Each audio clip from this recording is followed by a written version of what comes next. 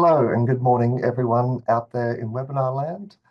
It's my pleasure to welcome you to this Wednesday morning Insight AppSat webinar. My name is Jeff Buckley. I'm the director here at Insight, and it's my great pleasure to have one of our amazing AOD lived experience educators here, Brett Hodges, to run a webinar today on Let's Get Ready, an organisational readiness toolkit to assist with embedding lived living experience and peer workers into AOD services. Before we go any further, I'd just like to quickly acknowledge the traditional owners of the lands on which we're gathered today and pay respects to elders past and present. We're here on Yagala and Turrbal land in Meanjin and Brisbane, but we'd extend those respect to Aboriginal and Torres Strait Islanders who are joining us from all across Australia today.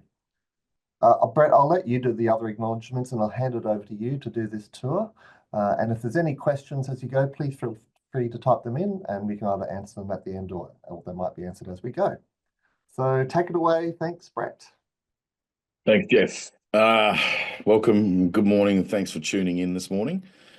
Some of you may have already had a little taster of this one. We ran this at AppSad last week for those that were down in Canberra. Today we're going to unpack this a little bit more and we'll take you through what the toolkit is and we'll look at some of the design behind it. And this really was a long process that incorporated lots and lots of people and lots of thought. Echo what Jeff said, that we do acknowledge the traditional custodians and owners throughout Australia and their connections to the land and the water and the culture and community and knowledge and teachings that have been passed down through the generations. We pay our respects to elders past and present. For some, and I know it's an Insight webinar and many of you may already be familiar with Insight. I'll just quickly, this is the team. And as the lived experience component, we started in 2023 and Insight provides alcohol and other drug training and workforce development across Queensland. And as we found out, many from interstate also log in to access our services. It's comprised of social workers and occupational therapists and psychologists, an Aboriginal and Torres Strait Islander team.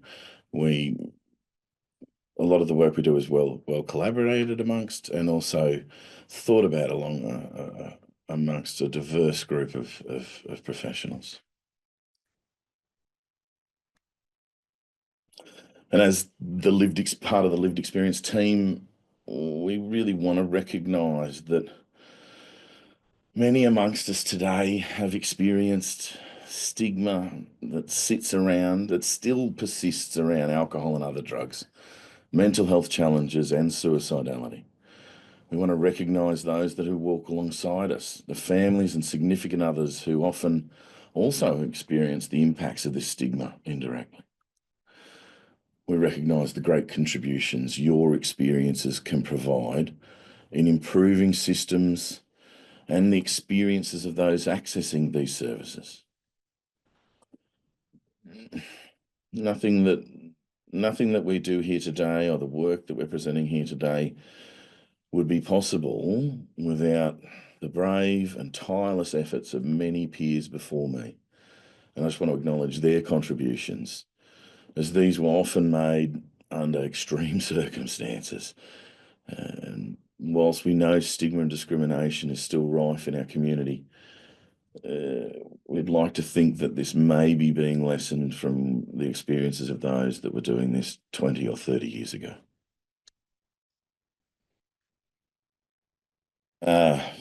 Today I'm going to try and go through this relatively slowly.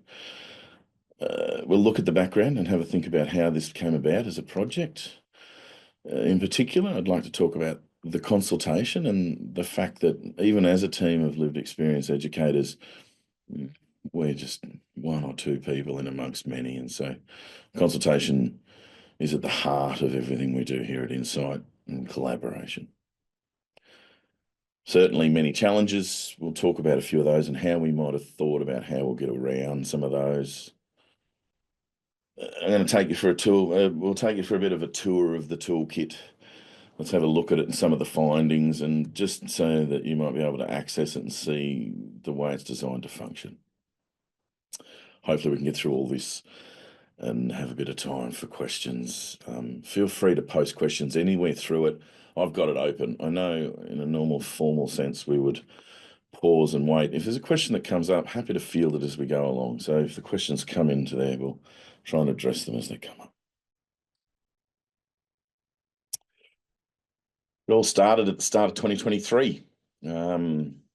Insight advertised two positions for lived experience, alcohol and other drug lived experience educators.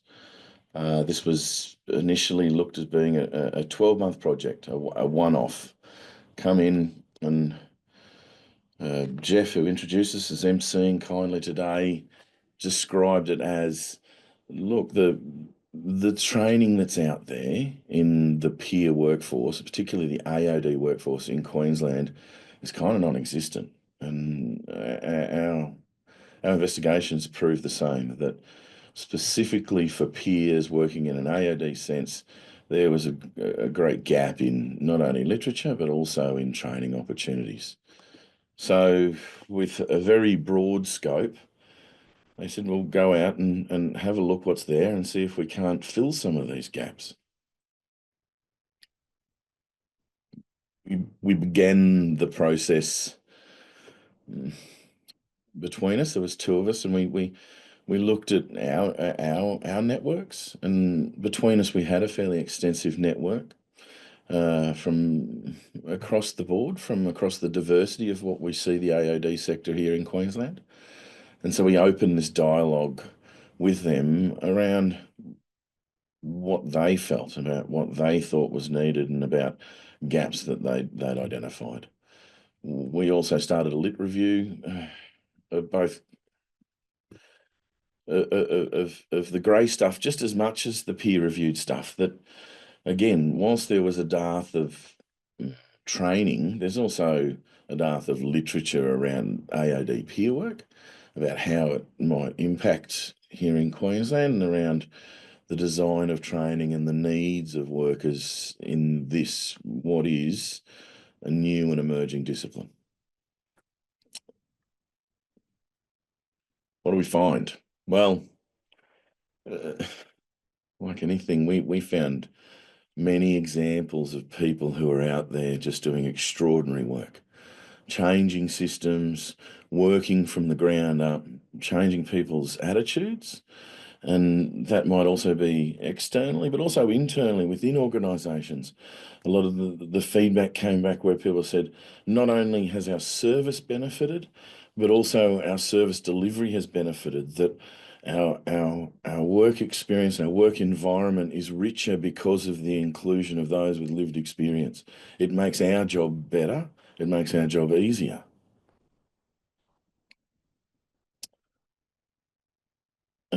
I struggle with this one sometimes. We also found many examples of where this had gone wrong. And for those of you in the industry, there's a few of them that probably will jump out to you, and you'll know about where we talk about organisational profile, and people use the word risk, which we really try and avoid around this stuff. But the worst case scenario of this, and the lived reality of it, is that people's lives have been lost. Peer workers have moved into this industry, and because of a lack of support or existing systems, has seen people lose their life. So yes, there's some really good stuff going on out there, but yes, there was also some stuff that made it really evident that there's more work needed, and there's more work needed in certain areas.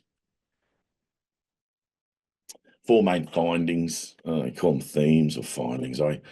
And there's many more than 4, but I guess it was for us just to be able to sort of refine it down to 4 things that we could think about as tasks. And maybe as AOD lived experience educators have a chance at putting something together that can assist this and look to make a better system.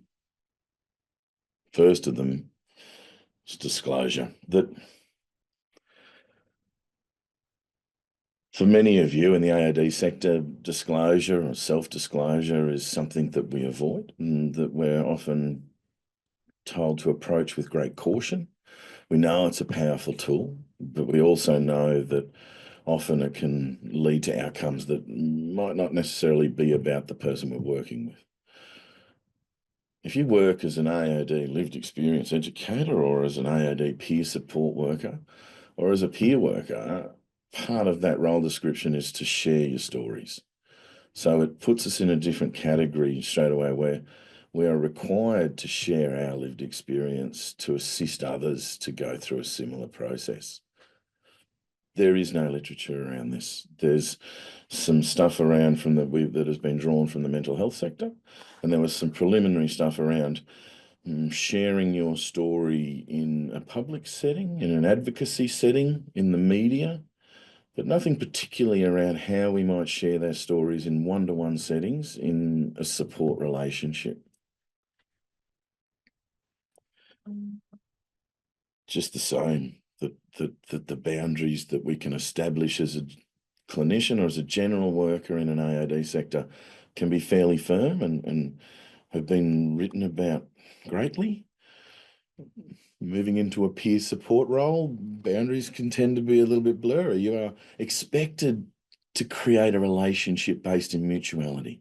It's about understanding a person and having them understand parts of you to make this journey a better one. And again, very little been discussed about this. We have the golden rules of boundaries, but then how do we then take that and also feel like someone is in a mutual relationship when they're working with you? And self-care, that again, we know that self-care has been widely written about. We know the AOD sector sees higher rates of burnout and attrition accompanied with the work that we do, that sometimes the work that we can do can be challenging. This is compounded for a peer worker who is having those relationships, who is extending themselves personally a little bit more. How do we keep ourselves safe in this process? And not just look at it as a generalized self-care module, but to actually think about what does it really mean to look after yourself and how can your workplace look after you as well, rather than having the onus on all self.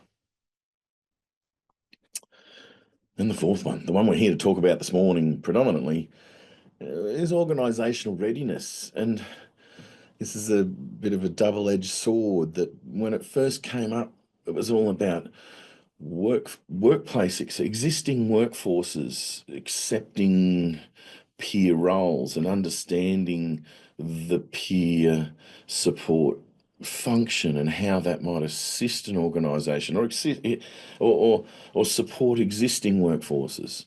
And so organisational readiness is also training and workforce training that there are specialist providers from interstate that are now coming into organisations as consultants to work with people, not as a one-off, but as an ongoing commitment to accepting the lived living experience workforce in a workplace.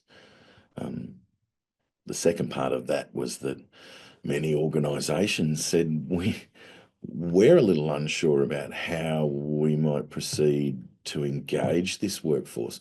We know there's a great push for it, and we know there's a great acceptance from it. And we've read some of the literature that suggests there's all sorts of benefits associated with this, but just a little unclear about how they might approach this. So whilst we can talk about organisational readiness training, today we're looking at organisational readiness as a guide for an organisation that may be somewhere along the journey or just beginning, about how they might think to integrate a lived living experience workforce.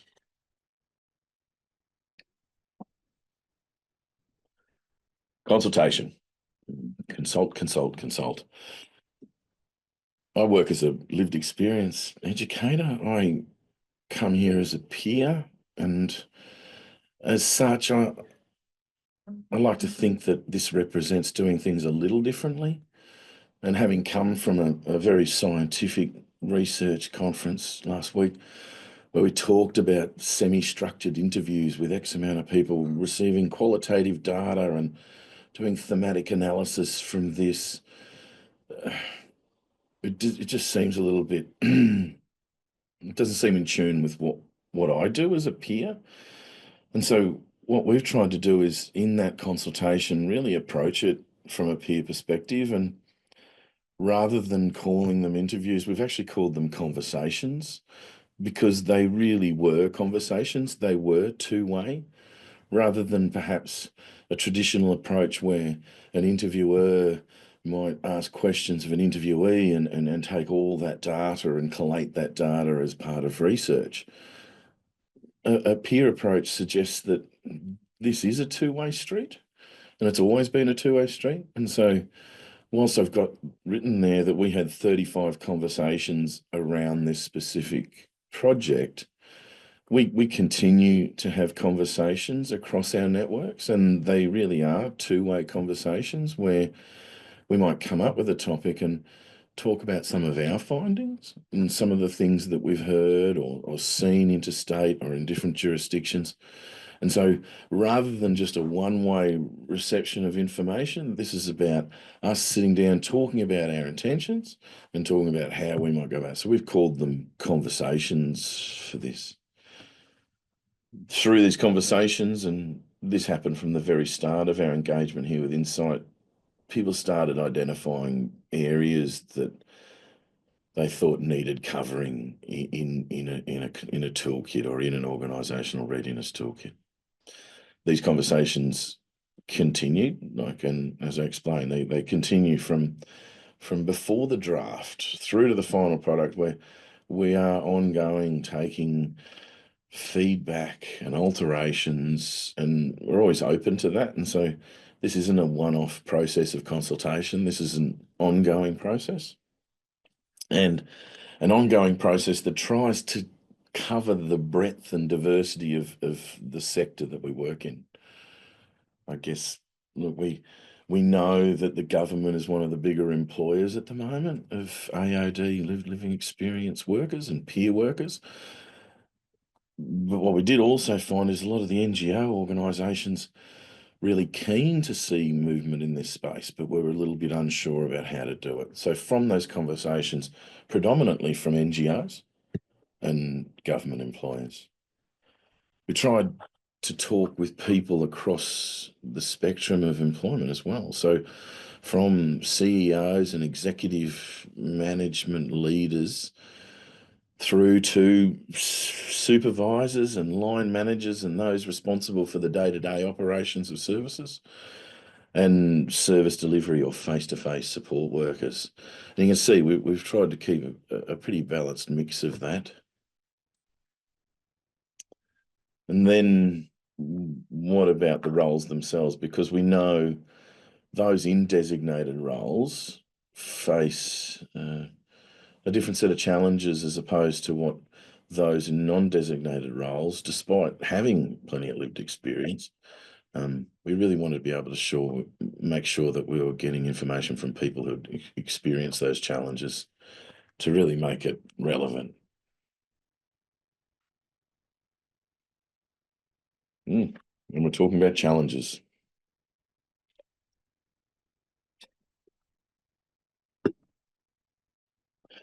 There's a couple of examples of this stuff that we saw from around the world and different states about the way people had tackled this to try and get this size of information and breadth of information into a resource that would be useful to organisations. And the first challenge really came in, what sort of format are we going to put this into? How are we going to make this something that's not a 100-page document that sits in the bottom of a foolscap binder somewhere? How do we make it that people aren't downloading incredibly huge files? How do we explored a few different options, including interactive PDFs, ones where you could sort of jump forwards and backwards. But these themselves also had some challenges in regards to how can we, once you lock that down, there's very little changes you can make, and to withdraw that and put out a version 2 would require a lot of work and a lot of backdating. So how we hosted this and how we looked at this demanded a little bit of thought and attention. And when we get to it, I'll point out some of the features as to why we went with the way we went. Still, I probably should have added in the middle there, growth of peer work within the AOD LLE sector, that When we first started, we could find less than half a dozen designated AOD roles. If I was to look at it, I think in the last 3 months, I think we may have had a dozen employed as specific AOD, lived experience peer support workers across the state. This exponential growth continues, but we need to be in a position with a resource like this to be able to cater to that growth. The guide we may have written at the start when we were talking about a handful of workers looks very different as examples and scenarios appear, and this workforce starts to really take a life of its own and sit as a discipline within the Queensland environment.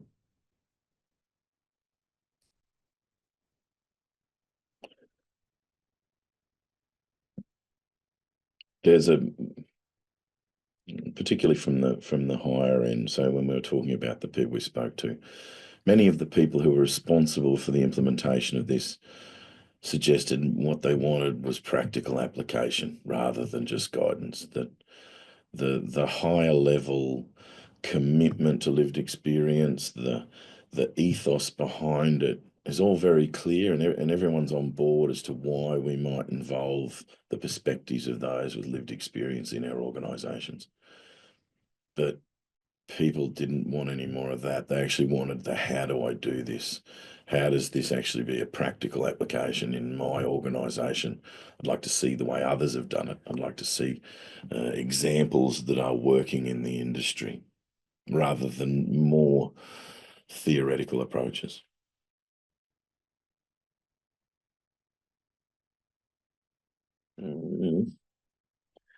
I've got to check the time here because I will talk too long on this one.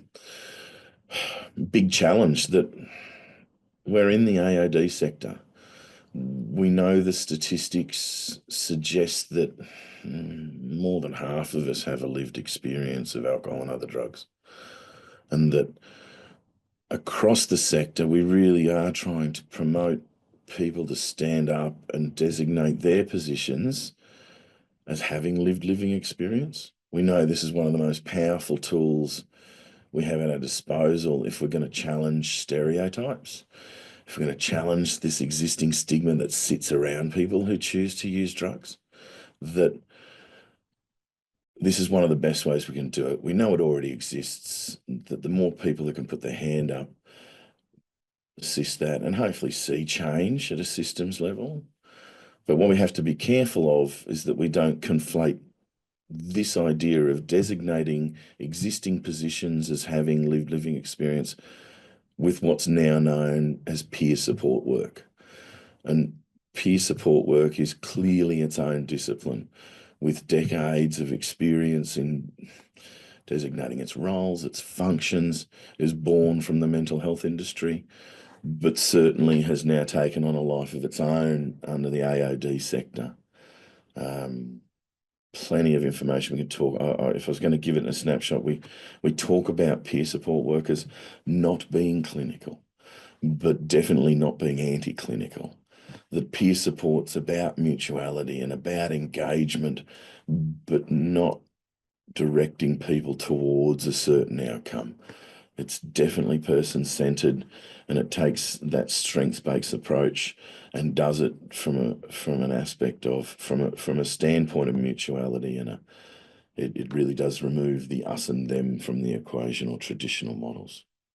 So how do we then get that? This guide then also has to cover from what we call peer support work to designated positions. Big, wide, broad sector we work in, and what we know is in other jurisdictions, people have decided to split this up, and it certainly at times, I sometimes think to myself, it makes it a lot easier if we started to talk about those that sit in what we traditionally understand as a recovery-based peer support role, someone who brings that experience through to a harm reduction based role. So we have people working in residential rehabs, and we have people on the other end of the spectrum working, doing outreach, needle and syringe provision in the community. It's a big, broad sector. How do we set up some sort of encompassing framework that can support from both ends of that? Because their needs are a little different. But here in Queensland, we know that the HHS, we know the government employers are one of our biggest employer. And so we're trying to look at this as one sector. The AOD peer support work encompasses both ends of that spectrum, and we feel we can do this. Okay, there's lots of challenges, and we probably could have gone on about a few more of them, but let's move into positive territory and say here is what we know is organisational readiness toolkit. I apologise for the name. We kind of inherited it. And it's very difficult to sort of describe what it is and what it does. It's really designed to take organisations. It's specifically designed at that management and above, those organisations that are, whether they're already integrated or whether they're in the process of integrating this perspective. I also still think that there's benefits in this for everybody. It certainly can, for people working in the industry, can give you some ideas about some of the best practices we should be aspiring to, and maybe thinking about your own situations and solutions about how you might be able to solve some of these challenges. It's divided into sections. Let's take you through it. I'm actually going to open it up. So if you come in, all you need to do is you need to just go to the Insight website. And on the Insight website, it's currently in the second place. We have it here as the Organisational Readiness Toolkit. Take you down. We have an overview and some guidance around how you can navigate. Some of this might come through today. But here's these sections that we've actually split this up into. And I'll take you for a small tour. I don't want to, it's too big to go through everything, but I'll try and give you the highlights. So we have an introduction that looks at terms and acknowledgements, but let's jump. For someone who is in, as an organisation, is in that initial phase, when we talk about thinking about ways we can include this lived experience perspective. And if we first come up, many of us may have already seen the IAP2 spectrum of public participation, and it works across many different sectors and different workforces. But for us, it really demonstrates that it's not the end goal. If we move to empower, it's not about instantly jumping in and employing lived living experience in your executive management, which would be seen as empowering. What we like to see is that there's many steps along this process that can demonstrate your commitment to lived experience. And it can start as simply as really true feedback mechanisms, where we actually ask the people who use our services to give us feedback and we provide feedback to them. We can look at advisory committees. We can look at including this perspective in your boards of management. You start thinking about existing workforces. We can also start reaching out to other peak bodies. We know that the Quivers and Avils of this world are run completely by people with lived experience of alcohol and other drugs. Big organisations providing really good guidance. So this would be one small section, ways to include a perspective. And as you navigate through this, you'll notice these resource tiles that keep coming up under several different sections.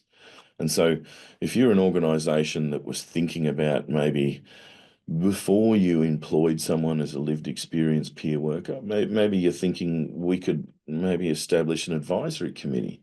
And maybe we're thinking about how we could do that best. So here's some examples. So we could click on this one, which would take you a little self-promotion, an insight toolkit on client engagement with all of your forms you might need to set up a consumer advisory committee. You might also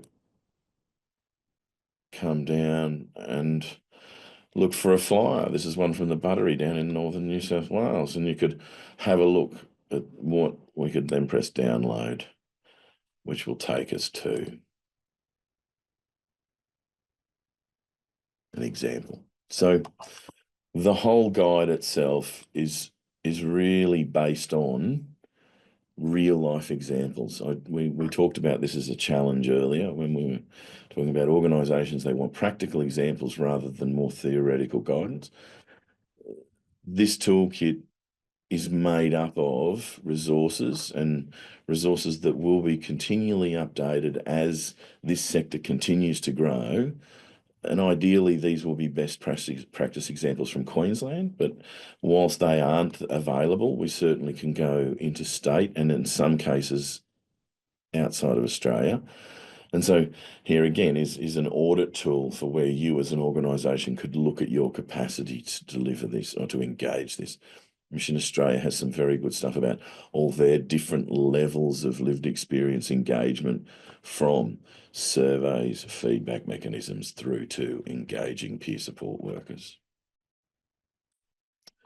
At any stage in these you want to go back, you can come back to click back to the toolkit, which will bring us back to the toolkit, and we can move through. So this was only ways.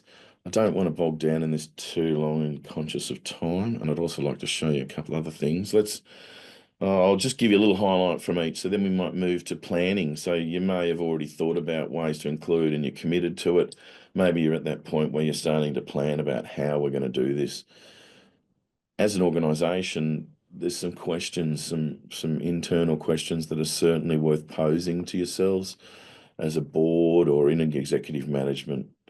Why are we doing this? It certainly should be one of the first and foremost questions about, if we're going to make this successful, we really want to know, why are we doing this? What part of our service are we looking to improve? Or are we looking to challenge stigma? Or are we looking to improve health outcomes for people who are accessing our service? This is a first and important question in framing how you then might look at the rest of it. Sections on peer support work.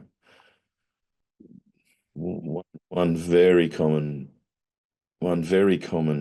issue that's come up again and again, and is reiterated in the literature and in industry reports, is around not doing this with one person.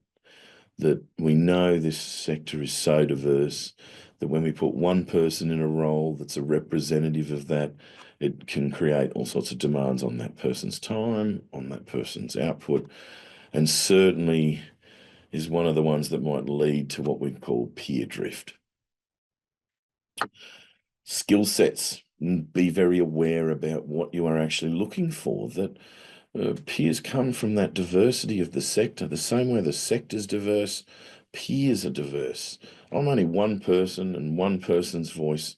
If I didn't speak to the 100 other peers that I do, how could I even try to be representative of all those that choose to use drugs? And so we might get to the bottom here, and you can click the back to the top and come up here to back to toolkit.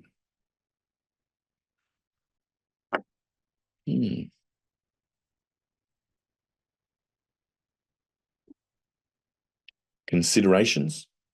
Again, in that early phase, after you're planning it, we need to start thinking that we know what we want now. We know the problem we might want to be trying to fix, or the impact we're trying to have by including this workforce.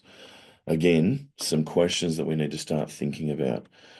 What are the needs of the client who participate in the service? What sort of skills and experience do we want someone to bring? So if we are running a residential rehab, maybe we want to ask a question of a potential employee: have you experienced a rehabilitation environment? Similarly, we might want to ask someone about, if you are working in an outreach program and you are working with novel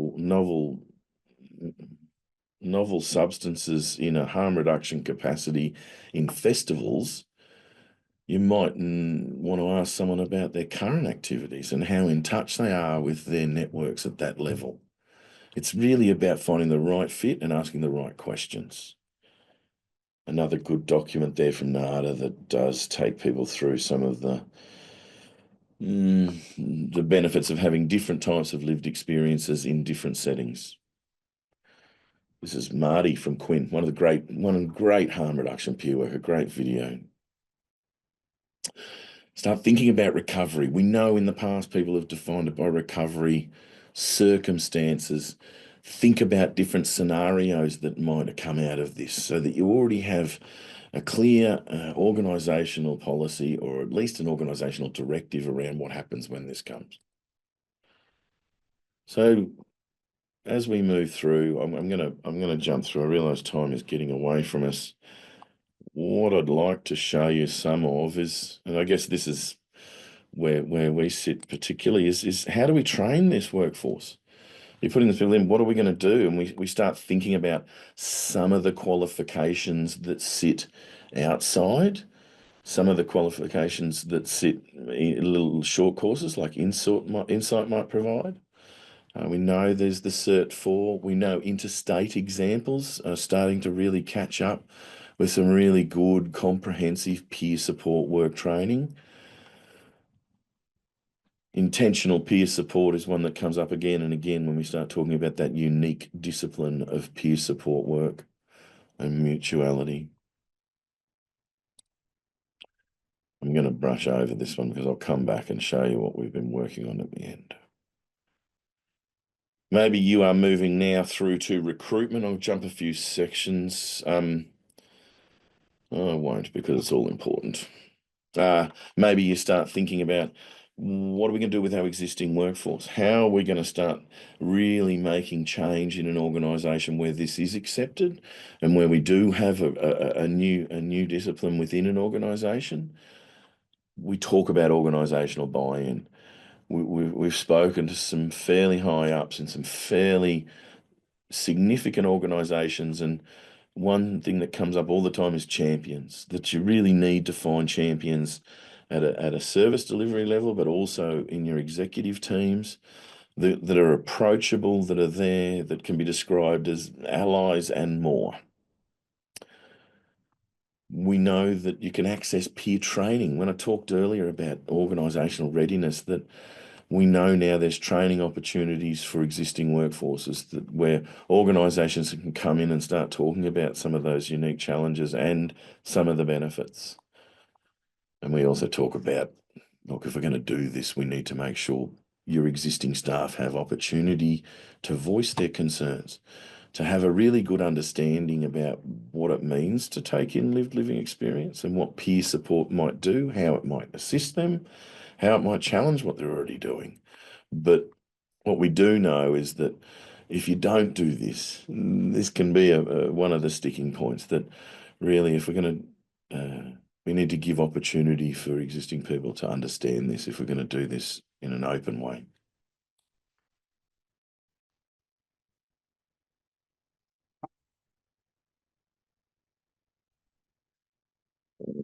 We know you might move through to recruitment. And so if we're talking about recruitment, and this is the one where most people are asking, we know there's a range of challenges sometimes, particularly around background checks. You'll see it again and again. How do we get through this? A little bit of organisational thought about how that might go. A range of role and position descriptions from not just peer support workers, but from program managers, from directors, from advanced peer workers through to educators. We're trying to put up there the breadth of position descriptions so that you as a service can access those and adapt them or make them your own or use parts of them. A little bit of thought about what we're going to do with the applications, about recruitment panels, about interview strategies. And the last one I'm going to take you through, I won't bore you too much, but I feel this is one of the biggest. That the support that sits around all of us as workers in the AAD industry is fairly well established. We know its importance. We know what happens when we don't look at it enough. And I guess peer support is something that hasn't been discussed too much. And as it is a little new, that there is a bit of catching up to do. But I think it's probably more important that we talk about this. And it comes from, at the very start, onboarding, that your onboarding processes need to be a little bit more significant, because we don't want people out there fielding the questions about what is a peer worker. We want the onboarding to be one about welcoming and introducing and making people feel accepted. We understand time off and personal leave. Nothing changes. There is no different applies for a lived experience workforce. There is no risk.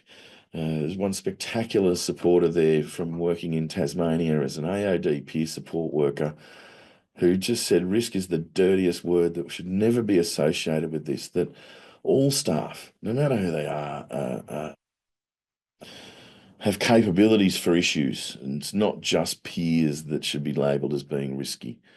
Peer drift, when we put peers on their own into clinical multidisciplinary settings, and that team isn't as allied as they could be, we often find peers being pulled into existing structures and losing that idea of peer approach. Great resources around this from around the world. Support plans, I'll touch on ours in a minute. How you might incorporate reasonable adjustments in an organisation that we do for all staff, that how that might look for a peer support worker. Supervision, line management, particularly, I mean, I might do a quick shout out. There's a community of practice designed specifically for managers of lived experience workers in an AOD setting. So not only do we have communities of practice supporting other peer workers, but also communities of practice to support managers who are now in this, that have questions and want to be able to do so in an environment of safety and protection. Peer-to-peer supervision can't be spoken about enough. Communities of practice. These are all really critical parts. I'd encourage anyone who's looking this just to have a brief read through this. It's not very directive. It's about giving people options. It's about showing them all the things that we found, and maybe these are the things that you might take on board in your organisation or think about trying to take on board. Finally, there's a section here about other toolkits and frameworks. Look, have a look yourselves. There's some really good ones from around the world. BC, we know Western Australia's got some good stuff coming out at the current minute. Newer, New Zealand's well ahead of the game through here. And look at some of these other very comprehensive toolkits and frameworks around the lived experience network. This is what we landed on when I talked about the challenge about how do we keep this current, how do we make this relevant to people. This is a live document. It's continued to be updated. It gets updated. We're going to have an official review process. So as new frameworks appear, as new position descriptions appear, all of this will be updated within the toolkit. And so what we've got is the ability to make changes as they appear. So we're not stuck into a PDF format. You're not required to download a whole heap of stuff. You can go through this and pick what it is you would like to download. So if you find something that you want, some of them will take you to an Insight website. Some of them might take you to an external website where you can have a look at what they've got on offer. I spoke before. I'm going to shut that down. I'm just going to quickly show you something else. We talked about the four main themes that came through from what we were talking about. And one of those was disclosure, and one of those was self-care, and one of those was boundaries. And this is our e-learning series, and Insight has an e-learning series that's designed to make bite-size, acceptable packages that you can pick up and have a look at to reinforce training, but not take up days of your time and really sink into commitments. And so what I'd like you to do, this is for all the peer workers that are here joining me today. Please, if you come to e-learnings, come to level 3, which is treatment specific. So we have introductory modules around this stuff. But for those that are out there practicing, please come to level 3 AOD, and you'll see here peer work practice. And what we've got there at the moment is it might take you half an hour. You might revisit it a couple of times. But here is one around sharing your story, a disclosure, and here is one around looking after yourself, which is around self-care. But like I said, I'd prefer to see a bit more other than the self being involved in that care. And what we're currently working on is one around boundaries. So, for those of you out there working, please avail yourselves of these because they will help you in the work that you're doing. If I was to come back, I would say thanks for your time. I really appreciate you checking in today and listening to what I had to say about this toolkit. If we don't get to all the questions, I see there's lots, and I know I said I was going to answer them, but I just kept talking. Um, yeah, Jeff, are you going to host the questions perhaps? Maybe we'll do it that Yeah, way. great work. Thanks, Brett. Thanks for that tour. And yeah, there are a bunch of questions and comments in here which we'll go through. There was a bit more, like a bit of a query. If you could just explore or describe that notion or concept of peer drift a little bit more, just in a couple of minutes. Oof. I could take you to the section, but I prefer to explain it that so peer work itself represents a new approach. It's really coming in and suggesting that this is a mutual engagement with someone at a different level that is non-directive, that is non-clinical. And sometimes if we're on our own in a position, and particularly in amongst other clinicians or existing systems, it can be very easy for us to be co-opted into working in those systems and to do it just out of trying to make things work easier, where sometimes that might not be true to why you're actually employing a lived experience perspective. And so keeping people in touch with their networks, and more important, if you read it's the support, that support section's the one that we need to keep peers talking with one another the same way that we know psychologists and OTs and nurses all have what we call therapeutic supervision, a chance to reflect amongst each other and provide confidence in people's decisions about why they might choose a certain course of action. If you're on your own and you don't have that network, peer drift can happen very quickly where what we're doing is we're just replicating an existing system and putting a lived experience badge on it, which is not true to what this whole process is. Yeah, no, I agree. And that notion that clarity is kindness, that everyone's got clarity around their roles and scope. And so people understand what you're there for and what you're not there for amongst all of the positions within a team can really help to embed positions, within a team kind of a lot more safely. There's a comment around what about when there's only one, your sole peer worker within a team? How do you advocate for an additional position when there might be pushback around budget?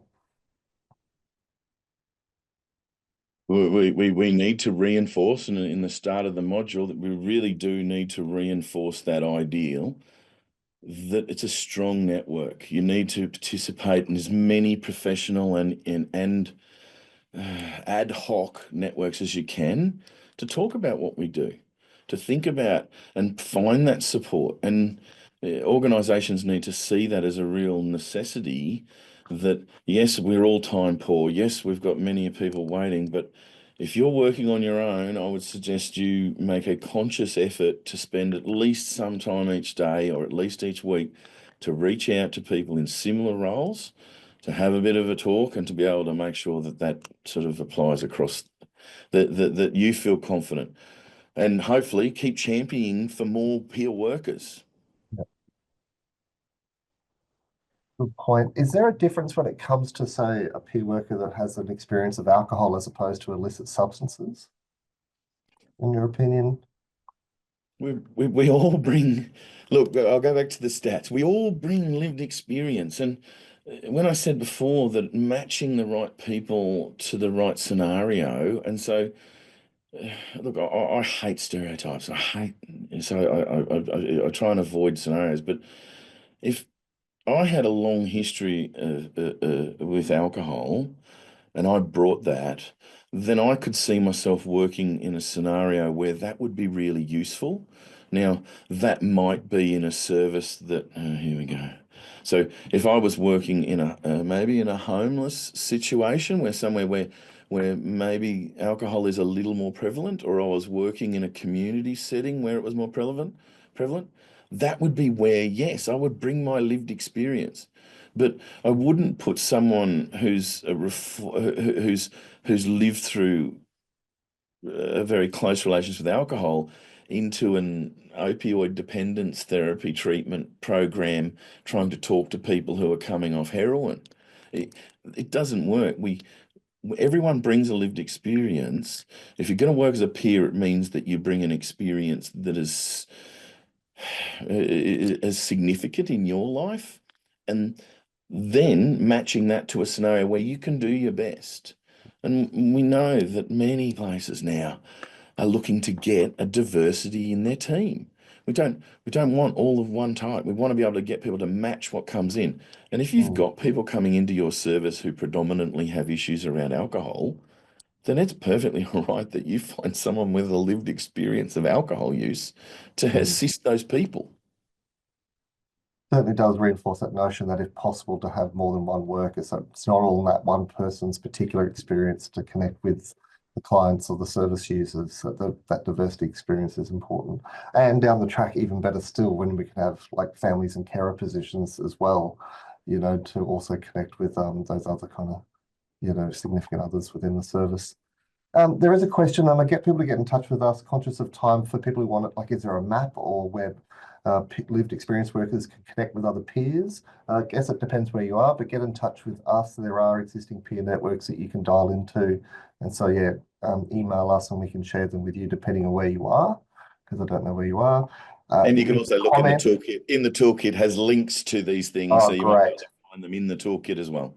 Cool. There's a comment about the blue card system that sometimes is one of the particular barriers, and I think people are aware of that. That's the blue card system in Queensland, where it's the working with children check, and that sometimes that can be a barrier for recruiting peer workers with some services, perhaps requesting blue cards, but it's not necessarily required of the role to We, work we with know children. we know So, that there's many where they don't need it, and that should be thing. But more importantly, as an organisation, if that is a requirement, rather than just putting as a requirement, this is the requirement, and this is how we might go past that. Natural justice has a course to play in this as to how we might appeal these things. And if, as an organisation, you're committed to including this perspective, you also need to be committed to helping people through that process, or a little introspection about, do we really need this as being a part of our determination on things? From personal experience, it's a long process. It's a very invasive process, and it can feel pretty demeaning for a peer to come in and know they're the right person for the job and have all the ticks align, and then have, oh no, there's we've looked at your background, which is why we're employing you because of your experiences, to now say, oh, but that background now precludes you from employment. So it falls into two sections. One, where that we have that introspection as an organization, and two, about support. That if someone is going to go through that, it carries a lot of weight in those applications when we're looking for clearances, when an organisation says, we already want this person, we recognise this and we're looking for it. yeah, that notion of planning. So if there are particular, because we are employing for lived experience, if there are some particular, I guess, things in people's history that would preclude them, that's kind of put out there quite early. So that a worker can go, oh, actually, that's going to rule me out. So I'd rather not go through the whole process of disclosing and applying if that's going to happen down the track. So it's being intentional and deliberative in our planning to support the people who are leading with their experience as part of this process. So that's what I like, the thing that's come out through the whole toolkit, Brett. Shout out to our WA friends. Thanks a lot. Yes, love your work. So love that you've joined us here today, and thanks for sharing some of the other resources from the UK, Sam. Yes, there will be a recording of this made available afterwards. Yes, I agree, I'm not Sam. doing The any shout blending of outs because lived I'm and going to learned forget too many. I experience. apologise to anyone I forgot. Listen, there's all of you know who you are. You've all helped immensely in the creation of this and the work that we do. Yeah.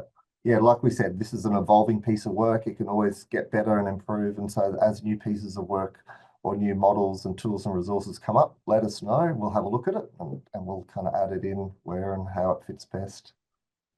How can clinicians with or without lived or living experience provide best allyship or champion the roles? Brett, how do we advice for allies? Oh, listen, I work with the greatest allies, and it's hard to bottle. Um, uh, just be genuine, just understand the benefits, do some research. That quiver community of practice for managers. What a step where you can associate with other managers feeling the same way and working out how you can be the best ally you can. If you're already asking the question, you're one step away from being a champion. A little bit more research is a wonderful. Anyone who's at that point and is asking about how we can be better, I think stick with that attitude. That's the basis of being a great manager or clinician. Awesome. Thanks, Brett. Look, there is a big question around the difference between lived and living experience in terms of roles. Um, so I don't know if we're going to go there in this one because I can go a minute. That's all right. I've got it in a minute. yeah, We don't define 15 years ago we stopped defining people by their drug use. The whole lived living thing came about as being an inclusive term to cover mental health, that yep, we recognize people have not a fixed state with their relationship with these things. The same can be said for AOD. What's yeah, happened with lived living in the AOD sense is it's been co-opted and is used as a tool to further discriminate against people. We yeah, know people live in a very fluid, dynamic world. Nothing's fixed. Fancy if you said to yourself, I'm going to be a lived experience worker, and then you started using and you couldn't, or imagine if you said, I'm living, and then you stopped using and you couldn't define, and then I have to quit my job because I stopped using. We, I'm hoping as a society and as a sector, we've moved past trying to pigeonhole people or label them. That's why I say lived living. I know it's horrible, but it's a peer. You're a peer. You bring what you bring. Whether it's lived or living, it's all about people bringing their experiences that have been significant in their life to make systems better. yeah. Yes, no, I agree. And I like that point you made before that we just treat all workers the same. Sometimes we can overthink this and create problems that aren't actually there. And if there is this kind of concern around being substance affected at work with a living workforce, then the policy applies to everyone regardless.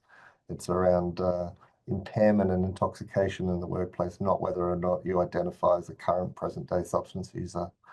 So it applies equally. Let's not overthink this and create barriers that aren't actually there. So thanks for that, Brett. I think that covers lots of great feedback and comments and appreciation. I'd like to thank you for doing that. We'll be sending out an email with links to this toolkit and to this new this new module around looking after yourself.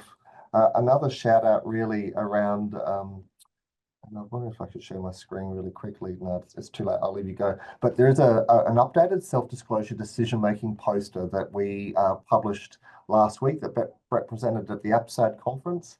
So we'll be sharing that around in the campaign as well. Really great guidance for workers around how to make decisions around what to share and when to share as part of your roles. So I'd like to thank you, Brett, for that presentation and for all the work you've done. A big shout out to Matt Tipping as well, who joined us on this journey at the beginning. Matt, I think you're online today. Thanks for your help, not only with the toolkit, but also with that looking after yourself module. We've got great news with our second lived experience educator commencing with us next week. Julia Ward will be joining with us on Monday. So Brett will have his second colleague on the team. So we look forward to introducing Julia to you, to the workforce as she gets around the place. And lastly, our webinar next week is our very own, another internal one. We have James Hoey, our Insight Program Manager, talking about exploring contingency management as an approach in AOD treatment. So we look forward to joining you next week at 10 a.m. Australian Eastern Standard, non-daylight time. In the meanwhile, have a great week and thanks for joining.